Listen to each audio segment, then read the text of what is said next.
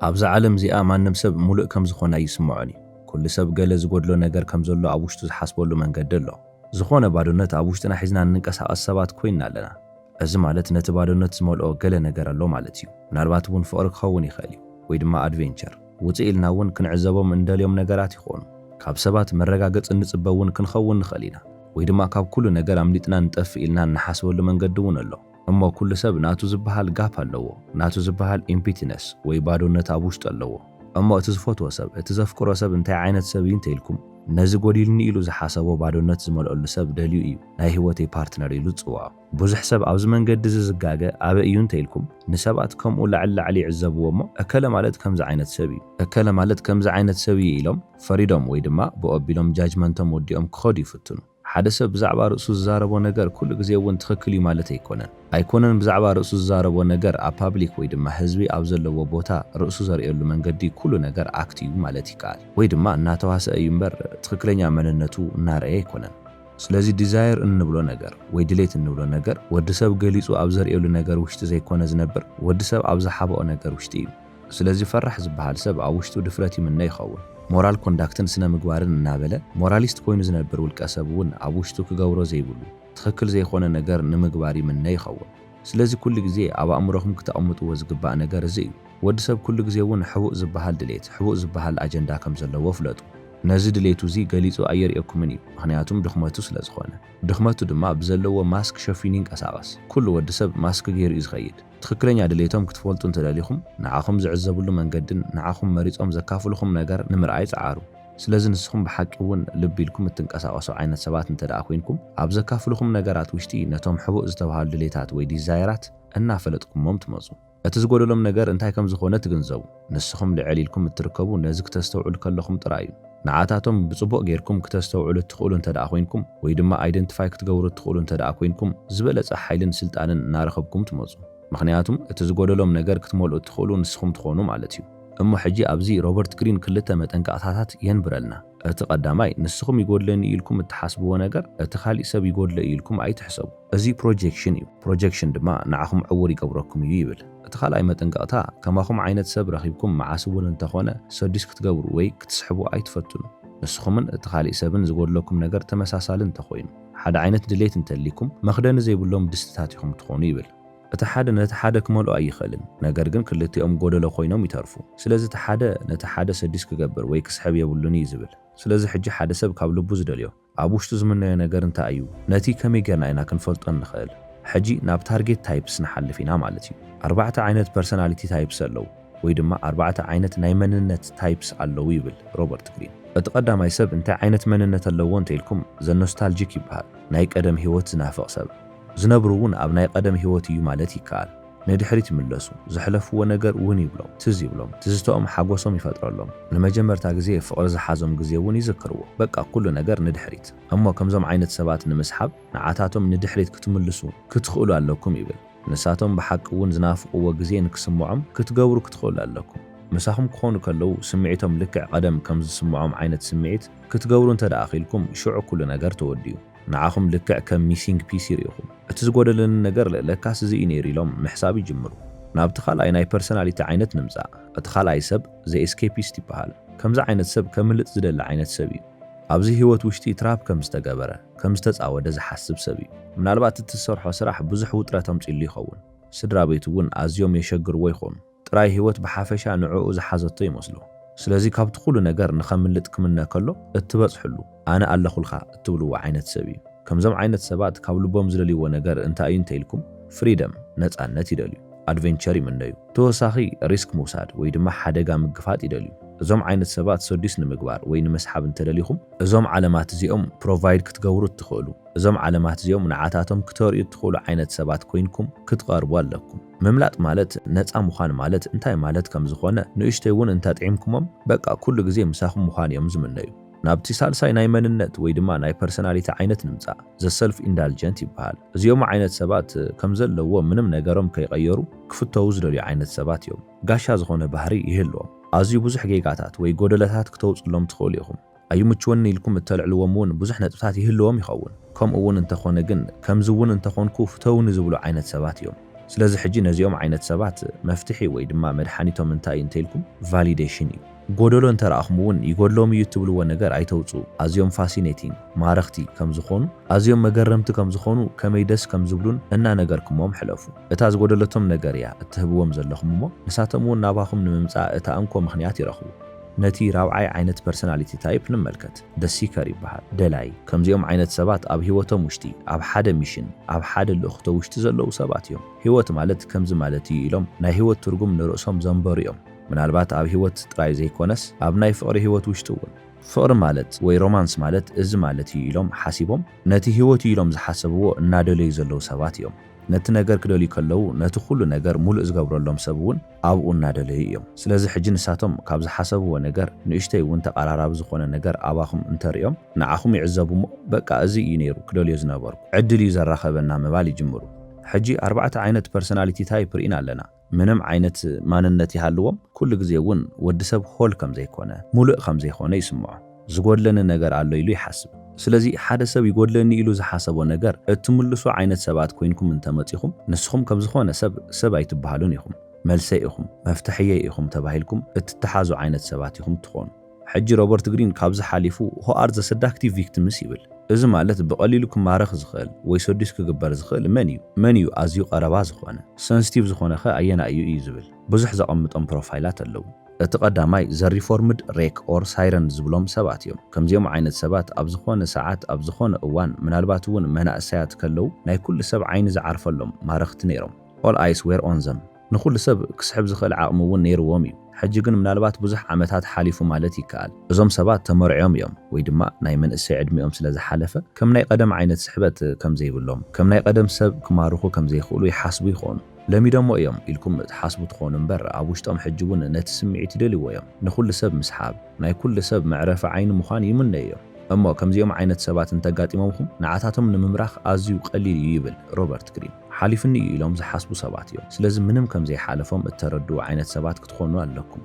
ሕጂ እውን ንሳቶም ከም ዝማርኽኹምን ከም ዝሰሓብኹምን ከም ዝሓስቡ ግበርዎም ይብል። ንሳቶም ንዓኹም ከም ዝማረኽኹም ወይ ድማ ሰዱስ ከም ዝገበርኹም ዝሓስቡ እንተኾይኖም ክሳብ ሕጂ ዝሓይለ ኣለኒ ርኢኻ ዶ ሕጂ እውን ሰባት ይፈትዩኒ እዮም ክሳብ ሕጂ ከም ኣትራክቲቭ ሌዲ ይርኡኒ እዮም ኢላ ትሓስብ።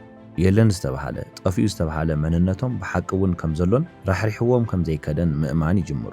ነዚ ሓሳብ እዚ ነዚ ኢሉዥን ሒዞም ምእማን ዝደልይዎ ነገር እዚ እዩ ኢሎም ዝቕመጡ ይኾኑ ማለት እዩ። እቲ ካልኣይ ብቐሊሉ ዝጥቃዕ ሰብ መን እዩ እንተኢልኩም ዘ ዲስኣፖይንትድ ድሪመር ዝበሃል ዓይነት ሰብ እዩ። ሓደ ሰባት ናይ መንእሰይ ግዚኦም ዘሕልፍዎ ኣብ ፊልምታት ኣብ መጻሕፍቲ ብሓፂሩ ሓቀኛ ኣብ ዘይኾኑ ታሪኻትን ኣብ ሙዚቃታትን ክኸውን ይኽእል እዩ። እሞ ብዛዕባ ፍቕሪ ዝሓስብዎ ነገር ምናልባት ኣዝዩ ፋንታሲ ክበሃል ዝኽእል እዩ። ሓቂ ዘይኮነ ነገር ግን ወዲ ሰብ ክምነዮ ዝኽእል ነገር ክኸውን ይኽእል። ልክዕ ኣብ ዘንበብዎ ዓይነት መጽሓፍ ናይ ፍቕሪ ታሪክ ወይ ድማ ላቭ ስቶሪ ይጽበዩ። ኣብ ህይወተይ ከምዚ ዓይነት ፍቕሪ ከጋጥመኒ እየ ዝደሊ ኢሎም ነቲ ነገር ኮፍ ኢሎም ዝጽበዩ ዓይነት ሰባት እዮም። ናብቲ ሓቂ ምስ መፁ ግን ብፍጹም ንሳቶም ከም ዝተጸበይዎ ኣይኮነን።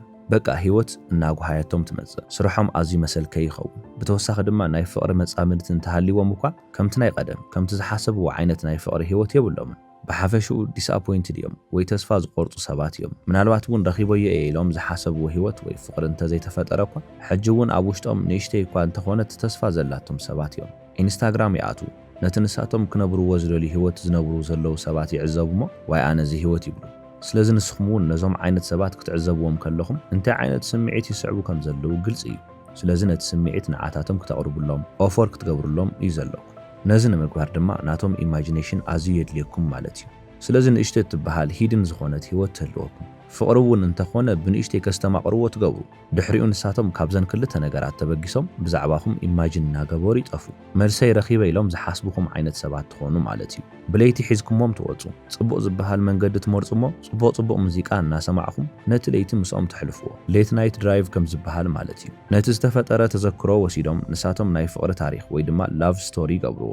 ሓድሽ ናብ ዝበሃል ቦታ ውሰድዎም። ንእሽተይ ኣድቨንቸር ዘለዎ ቦታ ዝተፈላለዩ ንጥፈታት ብሓባር ግበሩ። ነቲ ታሪክ ሓሲቦም ንዓኹም ኣብቲ ታሪክ ማእኸል የቕምጥኹም። እዞም ኩሎም ነገራት ኣዝዮም ጽቡቓት እዮም። ነገር ግን ዓብዪ ዝበሃል ሓደጋ ወይ ድማ ሪስክ እውን ኣለዎ። ስለምንታይ እንተኢልኩም ከምዚ ኮይንኩም ክትቕጽሉ ኣይትኽእሉን ኢኹም። ሓንሳብ ብሓባር ምስ ኮንኩም ብጽቡቕ ምስ ተላመድኩም ድሕሪኡ ኣብ ኣእምሮኦም ዝነበረ ኢማጂኔሽንን እቲ ሓቅን ወይ ድማ እቲ ሪያሊቲ እናተጋጨዎም ይመጽእ። ኣነ ዝሓሰብክዎ እኮ ከምዚ ኣይኮነን ይብሉ። እትገብርዎ ነገር ኩሉ ተገማቲ ምስ ዝኸውን ኦርዲነሪ ወይ ድማ ተራ ዝበሃል ነገር እውን እናገበርኩም እትቕጽሉ እንተኾይንኩም እቲ ዝተለመደ ነገር እናተፈጠረ ብዝመፀ ቁፅሪ እቲ ኢሉዥን ይጠፍእ ወይ ድማ ዝሓሰብዎ ብዛዕባኹም ዝሓዝዎ ምስሊ ወይ ድማ ኢሜጅ ኩሉ ይፈርስ። ስለዚ ሮበርት ግሪን ዝብሎ ኪፕ ፊዲንግ ዘ ኢሉዥን ኢንስቴድ እዩ። እዚ ማለት ድማ ንሳቶም ብዛዕባኹም ዘለዎም ኣተሓሳስባን ኣመለኻኽታን እናመገብኩም ወይ እናዕበኹሞ ክትኸዱ ኣለኩም። ንሳቶም ምሕላም ደው ከብሉ ክትገብሩ የብልኩምን። ኩሉ ግዜ እናሓለሙ ከምዚ ዓይነት ሰብ ኮዩ ከምዚ ዓይነት ኮዩ እናበሉ እናሓሰቡ ክኸዱ ክትገብሩ ክትኽእሉ ኣለኩም ይብል። ነዚ ከመይ ጌርኩም ትገብርዎ? a touch of romance and a hint of mystery እዚ ማለት ሕቡኣት ክትኾኑ ከለኹም ብተወሳኺ ድማ ቁሩብ ዝበሃል ፍቕሪ እውን ክስምዖም ክትገብሩ ከለኹም እዩ። ኣብ ሳልሳይ ደረጃ ሕጂ እውን ብቐሊሉ ኣብ ፍቕሪ ክወድቕ ዝኽእል ሰብ ንምልከት። the spoiled child ይበሃል። the spoiled child ማለት ቀቢጡ ዝዓበየ ቆልዓ ማለት እዩ። ኩሉ ነገር ተዋሂብዎ ዝዓበየ ቆልዓ ኣቓልቦ፣ ትኹረት፣ ፍቕሪ፣ ሌግዠሪ ካብ ቁልዕነቶም ጀሚሮም ልክዕ ከም ንጉስ ወይ ድማ ከም ንግስቲ ተገይሮም ዝዓበዩ ቆልዑ እዮም። እሞ ናብ ሓቂ ወይ ድማ ናብ ሪያሊቲ ምስ ዝመፁ ነዚ ነገር እዚ ክጽበይዎ ይጅምሩ። ንሳቶም ክወሃቦም ስለ ዝዓበዩ እዛ ዓለም ንዓይ ክትወሃብና ኣለዋ ኢሎም እዮም ዝሓስቡ። ነገር ግን እዚ ኩሉ ግዜ ዝተዋሃቦም ነገር ዝመፀሎም ነገር ኩሉ ሓደ ዝፈጥረሎም ኣሉታዊ ወይ ድማ ኔጋቲቭ ዝበሃል ነገር ኣሎ። እዚ ድማ ቦርደም ይበሃል። መዓስ እውን ረውዮም ኣይፈልጡን። ኩሉ ግዜ ዝሃድንዎ ወይ ዝስዕብዎ ዝኾነ ነገር ኣሎ። ከምዚኦም ዓይነት ሰባት ዝደልይዎ ሰብ ምስኦም ማዕረ ኤክሳይትድ ክኸውን ዝኽእል ሰብ እዩ። ምስኦም ማዕረ ዝህንጠ ሰብ፣ ብተወሳኺ ድማ ኣብ ህይወቶም ስቴቢሊቲ ወይ መተኣማመኒ ዝህቦም ሰብ እዮም ዝደልዩ። እሞ ስፖይልድ ቻይልድ ዝተባሃሉ ዓይነት ሰባት ንምምራኽ እንተደሊኹም ሰርፕራይዝ ግበርዎም። ሓደሽቲ ተመክሮታት ኤክስፒሪየንስስ ዘዘናግዑ ነገራት ብምምጻእ ብተወሳኺ ድማ ንሳቶም ኩሉ ግዜ እናገመቱ ክኸዱ ምግባር ክትኽእሉ ትፅቢት ይግበረልኩም። ቦርደም ወይ ድማ ዝድብሮም ነገር ዘሳጉጎሎም ዝኾነ ሰብ እንተረኺቦም ነቲ ሰብ ሒዞም ዝቕጽሉ ይኾኑ ማለት እዩ። ኣብ ተመሳሳሊ እዋን ግን ንዓኹም ልክዕ ከም ወላዲ ክሪኢኹም ይደልዩ። ኩሉ ግዜ ዘይፍለዮም፣ ዝሕልዎም፣ ዝደልይዎ ነገር ዝህቦም ፓረንታል ፊገር ይደልዩ ማለት እዩ። ነዞም ክልተ ነገራት ሚዛኖም ሓሊኹም ባላንስ ጌርኩም ክትህቡ ትኽእሉ ዓይነት ሰባት እንተኾይንኩም ንስኹም ናቶም ዓለም ትኾኑ። ብዛዕባ ከምዚኦም ዓይነት ሰባት ኣዝዩ ዓብዪ ዝበሃል መጠንቀቕታ ሃበኒ እንተኢልኩምኒ ዘይምርግጋዕ ወይ ድማ ኢንስቴቢሊቲ ምስኦም እዩ ዝመጽእ። ህይወቶም ምርግጋዕ የብሉን። ካብ ሓደ ስራሕ ናብ ካሊእ ስራሕ ይኸዱ። ዕርክነቶም እውን ዱልዱል ኣይኮነን። ምስቲ ሓደ ይበኣሱ፣ ምስቲ ሓደ ይዕረቑ። ካብኡ ተመሊሶም ምስቲ ዝተዓረቕዎ ይበኣሱ። መጻምድቲ እውን ተኾነ በብግዚኡ ዝቕይሩ ዓይነት ሰባት እዮም። ኩሉ ግዜ ኣብ ህይወቶም ውሽጢ ድራማ ዝደልዩ ወይ ስቲሙሌሽን ዝደልዩ ዓይነት ሰባት እዮም።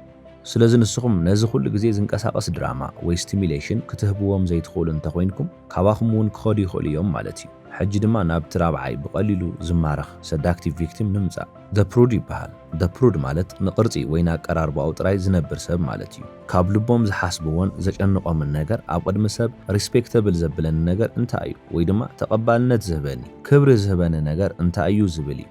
ክትርእዎም ከለኹም ምናልባት ኣጥበቕቲ ክመስሉ ይኽእሉ እዮም። ኣብ ሞራል ኮንዳክትን ስነ ምግባርን ኣዝዮም ዘጥብቑ ይመስሉ። ብተወሳኺ ድማ ኣብ ልዕሊ ሰብ ዝፈርዱ ይመስሉ። ካብ ውሽጦም ግን ዝደልይዎ ነገር ናይቲ ተቓራኒ እዩ። ክስበር የብሉን እናበሉ ዝዛረቡሉ ሕጊ ዝሰብረሎም ሰብ እዮም ዝደልዩ። ኣብ ስራሕ ቦታኹም ከምዚ ዓይነት ሰብ ረኺብኩም ትኾኑ ኢለ ይሓስብ። ኣዝዩ ንቋንቋ ወይ ድማ ካብ ኣፍ ዘውፅኦ ቃላት ዝጥንቀቕ ስርዓት ኣለኒ ዝብል ሰብ ይኸውን።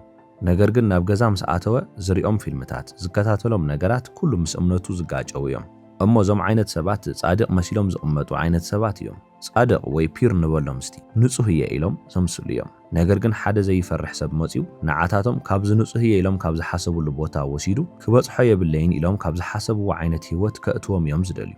ስለዚ ዘፕሩድ እትበሃል ዓይነት ሰበይቲ እንተሃልያ ንኣብነት ንዓኣ ንምእማን ክትፍቱን የብልኩምን ይብል ሮበርት ግሪን። ምስኣ ምጭቕጫቕ ወይ ምክታዕ ኣይጽበየኩምን እዩ። ነገር ግን ንዓኹም ብዝያዳ ክትነቕፈኩም ክሪቲሳይዝ ክትገብረኩም ዝገብራ ነገራት ግበሩ ይብል። ክትሰቲ ኣይደልን ክተትክኽ ኣይደልን እናበለት ኩሉ ነገር እትቆጻጸርን ሞራላይዝ እትገብርን እንተኾይና ኣብ ቅድሚኣ ምስታይ ክተቋርጹ የብልኩምን። ኣብ ቅድሚኣ ምትካኽ ኣይተቋርጹ። ሓንሳብ በቲ ዝመጻኹምሉ መንገዲ እንተቐጺልኩም ብኣንጻሩ ናባኹም እናተሰሓበት እያ ትመጽእ።